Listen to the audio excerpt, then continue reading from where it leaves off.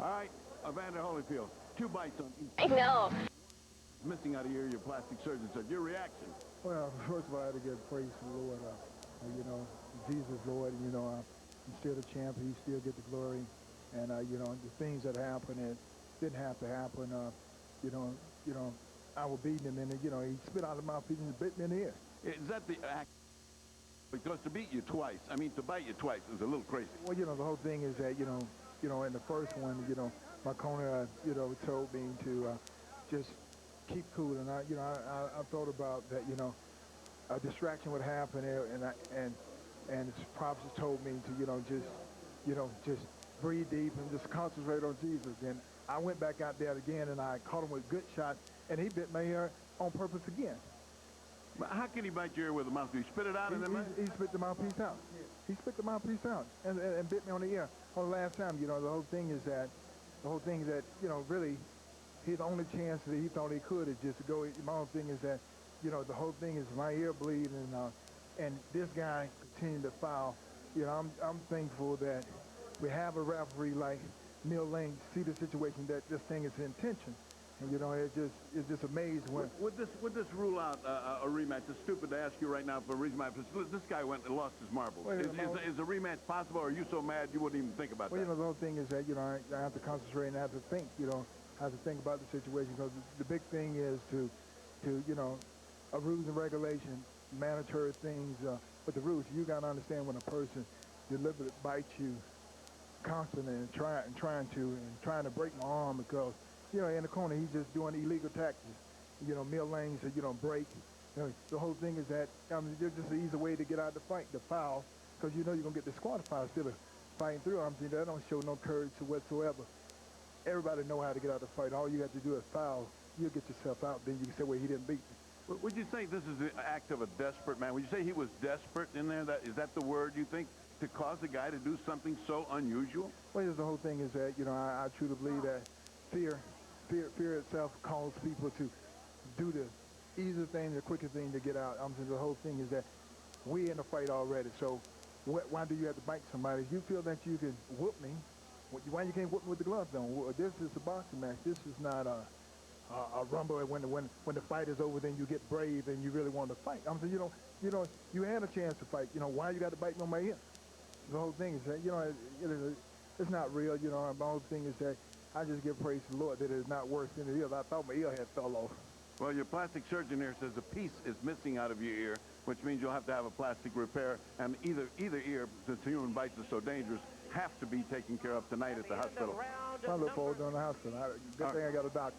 All right, good. I mean, remarkable as this should. Let's go to Gray. All right, thank you, Ferdy. We are outside of Mike Tyson's locker room. There is utter pandemonium going on here. Finally, a little bit of some quiet.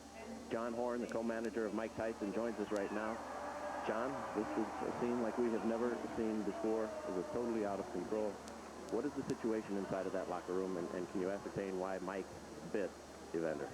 Well, I'm not going to even comment on that until I see what really happened, but all I know is this. Evander has been headbutting Mike for 2 fights. Headbutting is a foul, a complete foul, but it's been happening so often, so long, that when a person headbutts another person, cuts both of their eyes, it becomes a common thing, and it's okay to let that go. Was this a retaliation? No, it turned into, Evander turned it into a street fight a long time ago. A long time ago, and I'm not going to even get off into it until I understand everything and see what happened. And all I know is Mike got a cut over his eye, 3 inches long. Evander got a little nip on his ear that don't mean nothing. Mike and that's the bottom line. He jumped around like a little bitch. That's what he did. Okay, now Mike didn't do nothing. Mike didn't complain. He didn't say nothing. He didn't ask the man to stop the fight because headbutts been going on so long. It's okay, but it's a foul. You can't fight anybody, regardless. I didn't say he bit nobody. I said when I look at everything, we'll determine but it's very clear Mike got a 3-inch cut over his eye. It's not for a punch. Okay, so therefore, what can I say? One is accidental, and it no, appears... come on, please. One headbutt may be accidental. 15 is not. What would you have liked to have seen done by Mills Lane? This was the referee of your choice. I would like to see him let the fight go. The ear ain't got nothing to do with his fight. He got a little cut on the ear, man. The ear ain't got nothing to do with the fight. Ain't got nothing to do with his arms, his legs, his hands, his body, nothing. You don't need to scream at me. You don't need to scream at me. Mike got a cut over his eye. Okay. Mike got a 3-inch cut over his eye. That the blood will penetrate to his eye, blur his vision, and everything. Now, I understand Mills Lane, let me clarify it for you, since you don't know what Mills Lane has said does. Mills Lane said he didn't disqualify him for the first fight because he was willing to let that go with a 2-point deduction.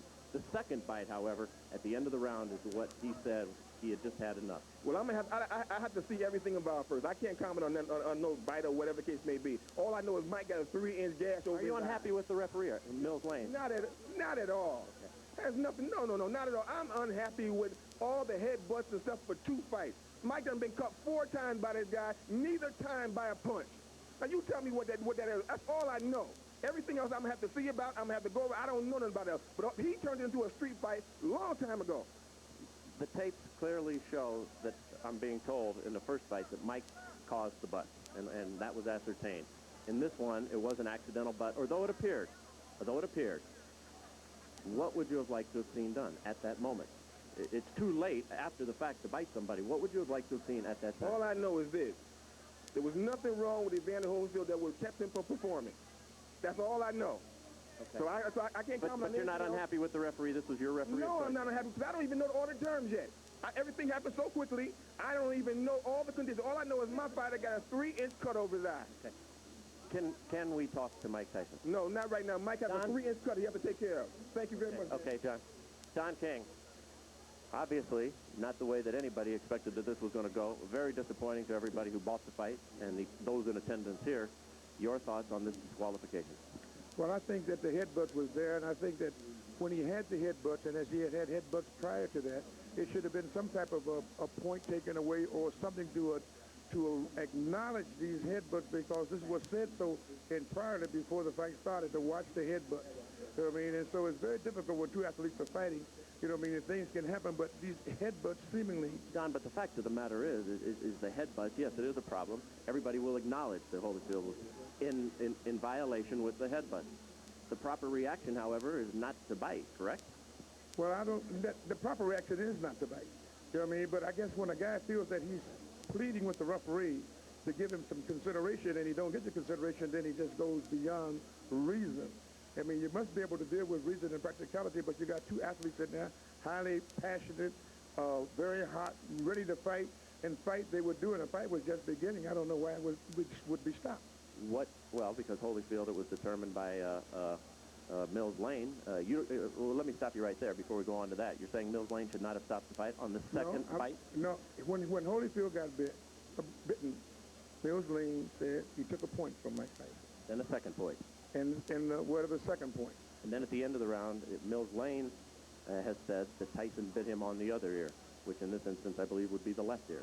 2 bites on the ear. I didn't see it, so I can't comment on that. That's why he disqualified him. Well, I don't know. I'd have to see that before I make any comments. I don't want to be irrational. Okay, let's move on. Where does this leave Mike Tyson and his career, and will there be a third bout between these two, and do you think you could ever put anything like that together? Well, I want to find out first the facts, and then if you find out the facts, you see what you can do. I think that when a fighter like Mike Tyson or Holyfield find that they're being wrong and they're not getting the consideration that they think they should have, then they try to take it in their own hands, and that's not always the right thing to do. But nevertheless, that's what's been done when you have people out there that's in this type of atmosphere and climate, and it looked like they were just beginning to fight. Could you ever, do you feel, convince Holyfield to take this fight again? I don't know. I don't know whether I can or not until we find out what all of the evidence is and find out what is happening, what actually happened. You know what I mean? I'm just like a fan as anyone else at this particular time. It'd be a terrible disappointment if there wasn't another, correct? Yeah, it certainly would be, because these guys certainly don't prove that they're 2 good athletes, but they got to be able to fight, and they want to fight, and it looked like that's what they were doing. I didn't know. I thought after the points were taken, that was the punishment meted out for whatever the error was in Mike Tyson. What happened after that, I don't know, because when he sat down, the bell rang, they went to their corners. I thought they was coming back out to fight, and all of a sudden, it was a DQ. I know you don't make this decision, but should these fighters be paid for this evening's work? There's some $60-some-odd million who went out tonight, out of your pocket. Yes, they should be paid. They came and they fought. You know what I mean? Boxing is unpredictable. You don't know what's going to happen in a boxing match. That's what makes it so great. But the fact of the matter is, well, I think we should first try to find out what happened before we start making judgments. What do you say to the folks who bought the fight, who are terribly disappointed, who are watching this right now? I'm disappointed myself because of the outcome. I want to see this fight go to the finale. You know what I mean? This was the Sound and the Fury. This was something that everybody purported and recognized as going to be a great event. and then here comes the headbutts, and then here comes the retaliation for the headbutts. But after you get taking the points from the man, I just think that they should have been able to fight. If you get a headbutt or a low blow, you get 5 minutes to recuperate. I think you should have took another step to say, give them 5 minutes to recuperate or something to let these people get their money's worth and be able to deal with this fight. As the man in charge of this show, I've got to put you on the spot right here. What will you do in the upcoming moments to make sure that we have a word with Mike Tyson before we leave the air? Well, I'm going to do everything I can to talk to Mike Tyson, to let Mike Tyson tell his side of the story. I think it's only fair and proper that he should do that, and I would do everything I can to get him to do that. Also, would like to get to talk to the commission and find out what their judgment is on a situation of this type. And when this has happened, after you take the points, to come back and take the fight too. I don't understand it, so maybe they can explain it to me. Well, as you say, only in America, and only in America, Steve Albert, would we have seen something quite like this tonight. We hope to have Mike Tyson shortly. Back out to you. All right, Jim, Mike Tyson disqualified for biting both ears of Evander Holyfield in the third round. Let's just clean up some business before we talk here at ringside on camera. Coming up Sunday, July 27th, Showtime presents a brand new original series that picks up where Stargate, the movie, left off. It's Stargate Sg1. When the gate opens, the adventure begins. Every week, a new gate, a new universe, a new world to explore. Don't miss the season premiere of Stargate Sg1. Unlock the universe, Sunday, July 27th, right here on Showtime.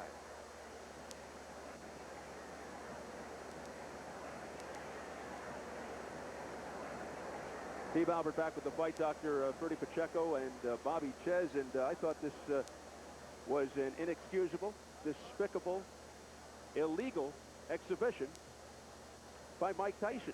What do you think, Freddie? I agree wholeheartedly. I think when you're hearing Don King trying to make the patch up, he didn't see the ears. I just came from examining his ears. One of them's got a chunk of flesh missing about a ½ inch off the crown. They're going to have to do plastic surgery, reconstruct that. It's out. It's a chunk of flesh out. That's not just a little bite. That is a wolf-like bite. I don't understand the second bite, and I understand why they disqualified him. I don't think anybody can make any justification or rationalization for something as bizarre as not one, but 2 bites. Something clicked inside of Mike's brain. We've been saying Mike Tyson's an unpredictable and confused young man. I don't think you can see any evidence of mental confusion and unpredictability more than we just saw there with a fighter biting another fighter in the same round 2 times and taking a chunk out of his ear. I think, end of the story, this guy is one confused individual. I'll open this up to the both of you, Freddie and Bobby. Perhaps construed as an extreme statement, but is Mike Tyson's career over? I don't think so, and I think his big aspiration to be considered one of the great heavyweights is gone. I don't care what he does; he's never going to be considered a great heavyweight. That he can fight and continue, yes. Okay, let's see if we can get. You're hearing what I'm hearing. We've got Mike Tyson available for an interview right now. Let's go back over to Jim Gray. All right, thank you, Steve. I'm now joined by Mike Tyson. Mike, first of all, let's go in chronological order. The headbutt in the second round. Which opened the gash on your eye. Tell us about that first, please. He butted me in the first round, but then he butted me again in the second round. Then as soon as he butted me, I watched him. He had me holding, and he looked right at me, and I saw him, and he was going for, and he kept going for, and he butted me again. He kept going down and coming up, and he charged into me. And no one warned him. No one took any points for him. What am I to do? This is my career. I can't continue getting butted like that. I got children to raise, and this guy keeps butting me, trying to cut me and get me stopped on cut. I got to retaliate. Now, immediately, you stopped. You stopped fighting immediately right there, and you turned to Mills Lane, and you said what? And the result was he did nothing. But what did you say to Mills right at that time? I don't remember what I said. I told him that he butted me, but I know I complained about being butted. And we complained about the first fight. Listen, Holyfield is not the tough warrior everyone says he is. He got little nicks on him there, and he quit. I got an eye. I got one eye. I got one eye. He's not impaired. He got ears. I got one eye. Big deal. If he take one, I got another one. I'm ready to fight. He didn't want to fight. I'm ready to fight him right now. Well, Mills Lane stopped the fight. It wasn't Holyfield who stopped the fight. Oh, he didn't want to fight. He didn't want to fight. Let me ask. We don't know what Mills did. Don't put nothing on Mills. Okay. Well, Mills said he stopped the fight. You bit him. Was that a retaliation for the eye when you bit him in his ear? Regardless of what I did, he butted me for 2 fights. But you got to address it, Mike. I did address it. I addressed it in the ring. Why did you do that, though, Mike? I mean, was that the proper response? Look at me. Look at me. Look at me. I got to go home and my kids are going to be scared of me. Look at me, man. What are you going to do now in terms of your career, Mike? Will you continue to fight? Okay, okay. That's the story from back here. Let's send it back out to you, Steve.